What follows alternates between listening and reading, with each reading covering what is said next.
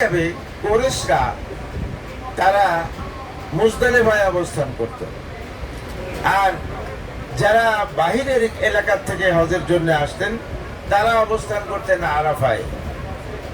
আল্লাহ রাসূলের সাথে হজ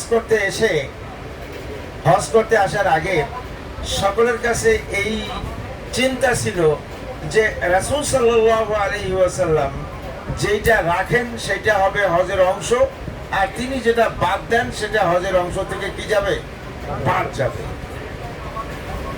আর রাসূল সাল্লাল্লাহু আলাইহি ওয়াসাল্লাম শুরুতেই বলে দিয়েছেন, খুযু আন্নী মানাসিকাকুম, তোমরা আমার কাছ থেকে হজের মানাসিক, হজের কার্যক্রমগুলো শিখে রাখো।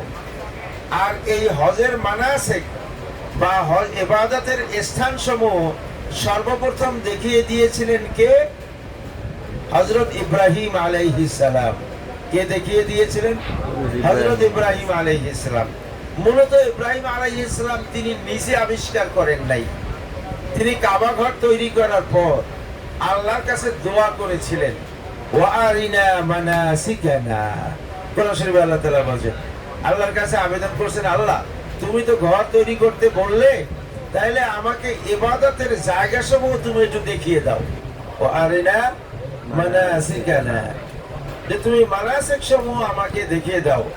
ইব্রাহিম আলাইহিস সালাতু ওয়াস সালামের আবেদনের পরিপ্রেক্ষিতে রব্বুল আলামিন নির্দেশ দিলেন হযরত জিবরিল আলাইহিস সালাতু ওয়াস সালামকে।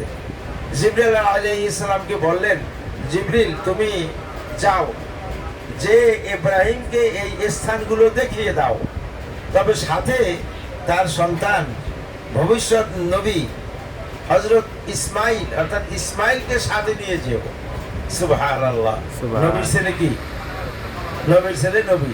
এটা কি যোগ্যতায় হয়েছে নাকি ভুয়া ভাবে হয়েছে? যোগ্যতায় হয়েছে, যোগ্যতায় হয়েছে। যাই হোক, ইব্রাহিম আলাইহিস সালাম তার ইসমাইল আলাইহিস সালামকে সাথে নিয়ে তিনি চললেন কার পিছনে পিছনে? হযরত জিবরিল আলাইহিস সালামের পিছনে পিছনে। এই মিনার ময়দানে আসলেন, যে মিনায় এখন আমরা অবস্থান করছি। এই মিনার ময়দানে এসে মিনার চারিদিকে ঘুরিয়ে জানিয়ে দিলেন যে এটা এই জায়গা হচ্ছে মিনা। এরপরে মুজদালিফায় গেলেন, মুজদালিফার চারিদিকে ঘুরলেন। জিবরিল আলাইহিস সালাম সাথে ছিলেন কে কে? হযরত ইব্রাহিম আলাইহিস সালাম এবং ইসমাইল আলাইহিস সালাম। তো ঘুরে ঘুরে দেখিয়ে দিলেন যে এটা হচ্ছে মুজদালিফার ময়দান। আর যখন দেখিয়ে দেন তখন ইসমাইল আলাইহিস সালাম এবং ইব্রাহিম আলাইহিস সালাম দুইজনেই এই দেখিয়ে দেওয়া জায়গাটা যে কোনো ভাবে নিশানা দিয়ে নির্ধারণ করে রাখেন। এরপরে সেখান থেকে চলে গেলেন আরাফার ময়দানে। আরাফার ময়দানে, যে আরাফার ময়দানের চারিদিকে ঘুরে দেখিয়ে দিলেন যে এইটাই হচ্ছে আরাফার ময়দান। তুমি যে আবেদন করেছিলে মানাসিক, আর এই তিনটা জায়গাই হচ্ছে হজের জন্য, ইবাদতের জন্য নির্ধারিত স্থান, এটাই হচ্ছে মানাসিক। এবং হযরত জিবরিল আলাইহিস সালাম বললেন, হাল আরিফতা, তুমি কি এটা চিনতে পারলে, বুঝতে পারলে? হযরত ইব্রাহিম আলাইহিস সালাম বললেন, আরিফতু। এই আরিফতা এবং আরিফতু থেকে আরাফার ময়দানের নামের উৎপত্তি হয়েছে বলে তাফসীরে খাজেন সহ আরো অনেক তাফসীরে এই কথা উল্লেখ আছে যে এই আরিফতা আর আরিফতু এখান থেকেই আরাফার ময়দানের আরাফার নাম হয়েছে। আমরা অনেকেই বলেন যে হযরত আদম আলাইহিস সালামকে শ্রীলঙ্কায় এবং হযরত হাওয়া আলাইহিস সালামকে জেদ্দায় দীর্ঘদিন রব্বুল আলামিনের কাছে রব্বানা যালামনা আনফুসানা ওয়া ইল্লাম তাগফির লানা ওয়া তারহামনা লানাকুনান্না মিনাল খাসিরিন, এই দোয়া পড়তে পড়তে এক সময় আল্লাহ তাআলা তাদের দোয়া কবুল করেন এবং তাদের উভয়ের মধ্যে কুদরতিভাবে জমিনকে সংকীর্ণ করে আল্লাহ তাআলা এই দুইজনকে একত্র করে দেন। কোথায়? আরাফার ময়দানে। আরাফার ময়দানে দুইজনকে একত্র করে দেন। সেই সময় কি কোনো যানবাহন ছিল না? তাহলে এই দুইজন কোথায়? শ্রীলঙ্কা, আর কোথায় জেদ্দা, আর কোথায় আরাফার ময়দান? তো এইটা কেউ বলেন জিবরিল আলাইহিস সালাম তার পাখার উপরে করে ইব্রাহিম হযরত আদম আলাইহিস সালামকে নিয়ে এসেছেন। আবার কেউ বলেন যে জমিনকে সংকীর্ণ করে দিয়ে আল্লাহ তাআলা দুইজনকে একত্র করে দিয়েছেন। ওয়াল্লাহু আলা কুল্লি শাইইন কাদির, আল্লাহ তাআলা সকল বিষয়ের উপরে, সকল কিছুর উপরে তিনি ক্ষমতাবান। তো এইভাবে এই মানাসিক সমূহ নির্ধারিত হয়। নবী মুহাম্মদুর রাসূলুল্লাহ সাল্লাল্লাহু আলাইহি ওয়াসাল্লামের উপর হজ ফরজ হওয়ার পর তিনি তার প্রিয় সাহাবী হযরত তামিম উদ-দারি রাদিয়াল্লাহু তাআলা আনহু, আপনারা অনেক সময় তার নাম শুনবেন, হযরত তামিম উদ-দারি রাদিয়াল্লাহু তাআলা আনহু, তাকে দায়িত্ব দিলেন যে তুমি এই মিনা, মুজদালিফা, আরাফা এই স্থানগুলোর সীমানা পুনর্নির্ধারণ করে দাও।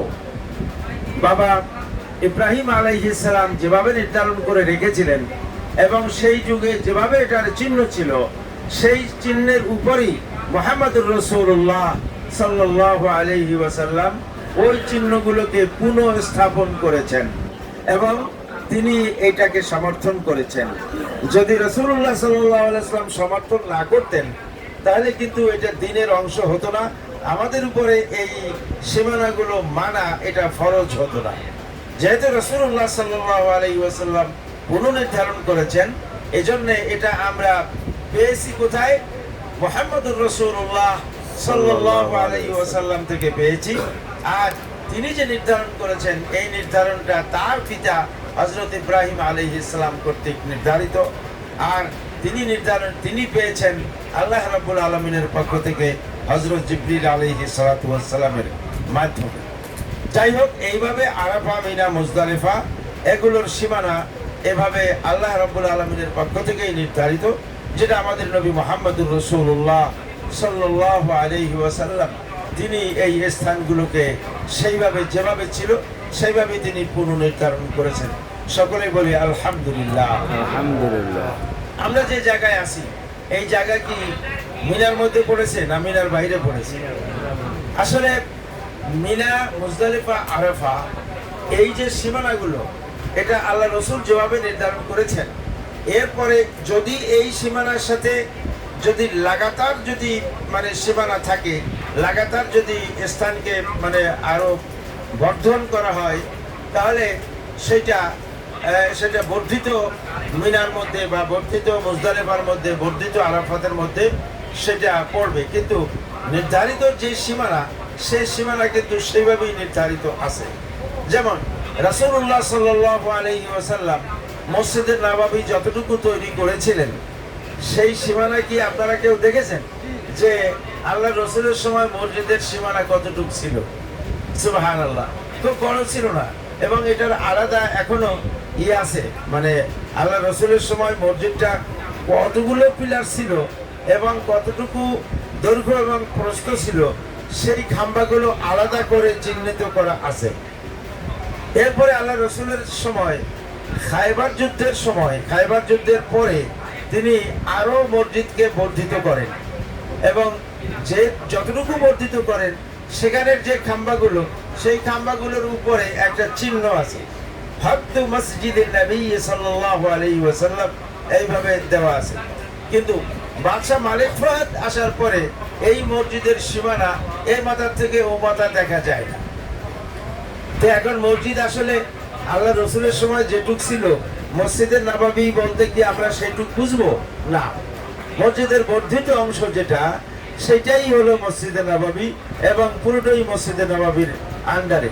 ঠিক তদ্রুপ কাবা এবং মসজিদুল হারাম, এই মসজিদুল হারামের সীমানাও এটা যুগে যুগে বিভিন্ন বাচ্চাদের সময় এটা বর্ধিত হয়েছে। এই বর্ধিত অংশ হারামের অন্তর্ভুক্ত এবং মসজিদে নববীর মসজিদে হারামের অন্তর্ভুক্ত।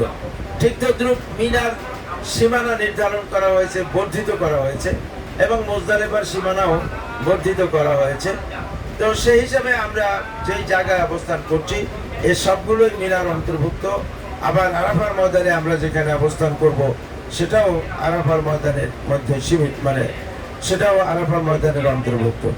যাই হোক, যে কথা বলছিলাম, মুহাম্মদুর রাসূলুল্লাহ সাল্লাল্লাহু আলাইহি ওয়াসাল্লাম তিনি মসজিদে নামেরার ওই জায়গায় একটা তাঁবু কাটিয়ে সেখানে ছিলেন।